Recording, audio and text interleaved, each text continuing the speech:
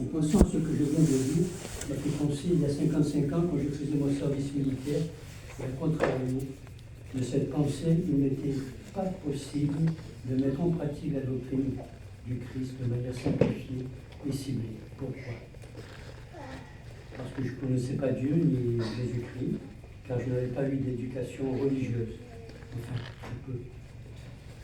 Mais simplement entendu parler, par mon entourage, ma mère, bien sûr, de la divinité, et ce n'était pas mon souci, bien sûr. Et pendant mon service, j'ai vu des choses incroyables et ridicules et méchantes. Un exemple parmi tant d'autres. Un jour de bonne heure, sur la place d'armes de la caserne, à la levée des drapeaux, un sergent de semaine, qui était responsable de notre groupe, donna un ordre très désagréable qui avait été accepté par un de mes collègues, pas accepté par un de mes collègues. Et dans la journée, le sergent avait convoqué le collègue, lui disant: si tu n'accomplis pas cet ordre de ce commandement, on descend au sous-sol et on règle le compte. Et j'ai appris plus tard que la bagarre avait été arrêtée. Voyez un peu d'intelligence et de la gentillesse. Moi, étant un homme tranquille et sans histoire, m'a fait dire en moi: quelle bêtise et quelle méchanceté. Maintenant, en pensant à cet événement ridicule et le fait de connaître la pensée du 70, je me dis: est-ce que tu aurais pu mettre en pratique cette pensée magnifique, pratiquer la doctrine du Christ de manière simplifiée et ciblée? La réponse est non. J'étais du monde.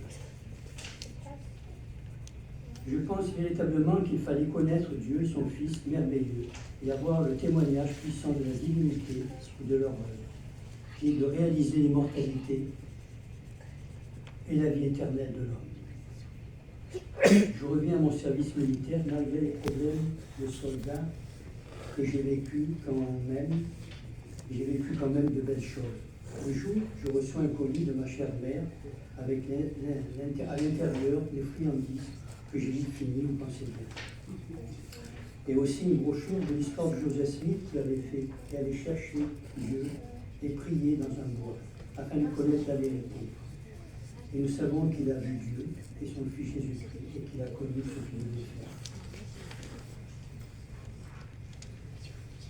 Et l'histoire de Jésus, de Joseph Smith, m'avait impressionné avec le témoignage de ma chère mère, à qui je faisais confiance complètement, qui était la seule femme au monde qui m'aimait.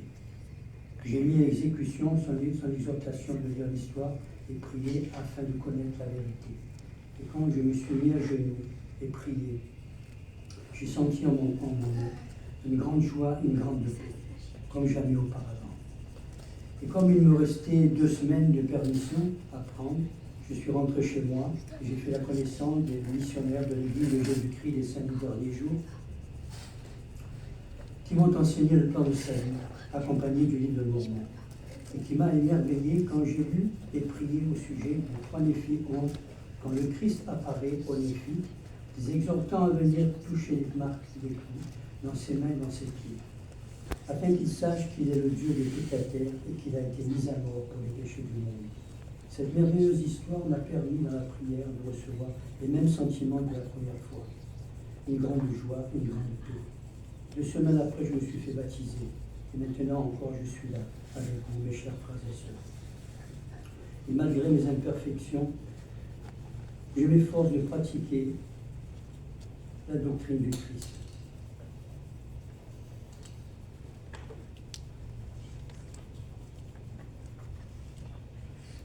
Et vraiment, c'est le cas. Je vais continuer le discours par les enseignements de l'autorité dont j'ai relevé les enseignements.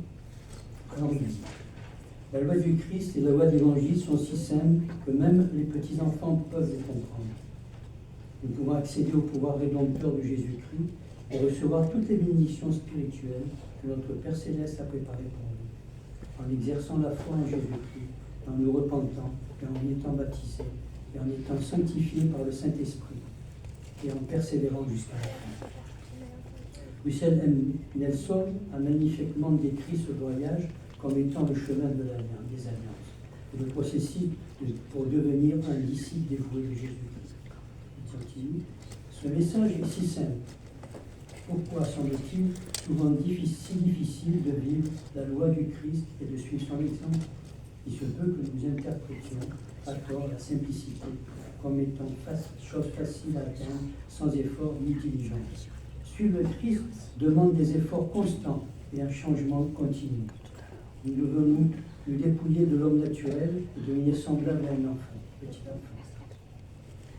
Pour cela, nous devons nous confier en l'Éternel et nous libérer de la complexité comme le ferait un petit enfant, comme c'est bien vrai.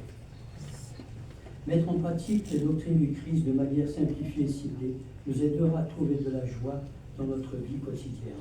Être guidé dans nos appels à répondre à certaines des questions les plus complexes de la vie et à trouver la force de faire face à nos plus grands défis. Mais comment pouvons-nous intégrer concrètement cette simplicité dans notre vie, le disciple du Christ? Tout au long de notre existence, le président Nelson nous a rappelé nous concentrer sur la vérité pure, la doctrine pure, la révélation pure, tandis que nous nous efforçons de suivre le Sauveur. Le fait de se demander régulièrement qu'est-ce que ferait Jésus-Christ, qu'est-ce que le Christ voudrait que je fasse.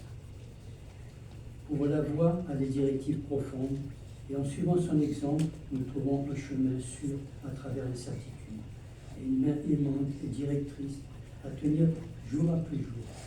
Et la paix et le prince de la paix est le bon berger. Il est notre consolateur et notre libérateur. Il est notre rocher, notre refuge. C'est un ami, le vôtre et le mien. Il nous invite à aimer Dieu et à respecter ses commandements, à aimer son prochain comme nous.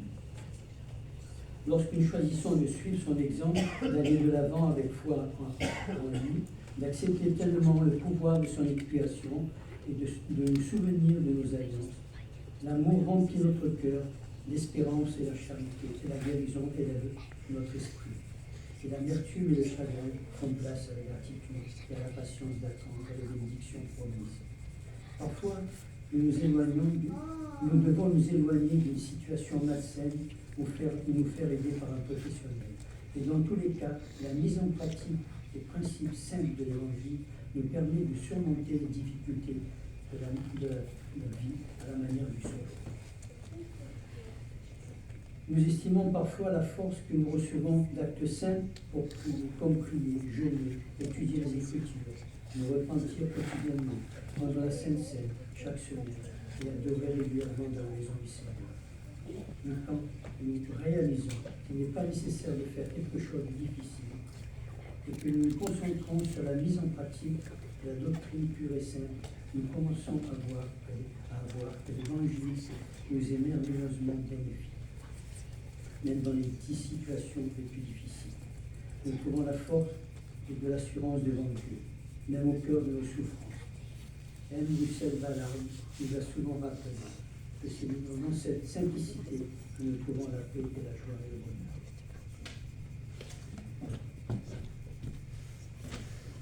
Quand j'ai fait ce discours, j'ai mis 3 semaines, chaque jour je réfléchissais à ce que je devais dire. Et avec l'esprit, je trouvais quelque chose, et quand je me mettais au lit, il y a d'autres idées qui me venaient. J'ai dit, mais ça va être un discours qui va durer 2 heures. Et finalement, la chose est faite, que ça a été plus simple et plus compréhensible. Pour moi déjà, et j'espère que pour vous aussi. Mon témoignage est que je sais sans aucun doute que si nous suivons le site de Christ, le Fils de Dieu, nous serons bénis, nous aurons l'occasion un jour de retourner en sa présence. Et quand je vois les difficultés de la vie, je n'en ai pas trop, excusez-moi, mais quand je vois comme le monde arrive à faire, je me dis, mais vraiment, le monde a vraiment tous besoin de Jésus-Christ, car il est mort pour nous, il s'est sacrifié pour nous. Il a donné sa vie pour que chacun de nous puisse vivre un jour en sa présence. Et ça, c'est une chose merveilleuse. Je pense assez souvent, lorsque je lis les Deux Mormons, qui est un livre extraordinaire, qui me rappelle que mon Sauveur nous permet d'avancer malgré les imperfections, et grâce à lui. Je voudrais laisser ce témoignage. Vous êtes mes frères et sœurs, et que si je peux faire quelque chose pour vous, ne vous inquiétez pas, si j'ai besoin de mon aide, je ferai appel à vous. C'est mon témoignage de Jésus-Christ.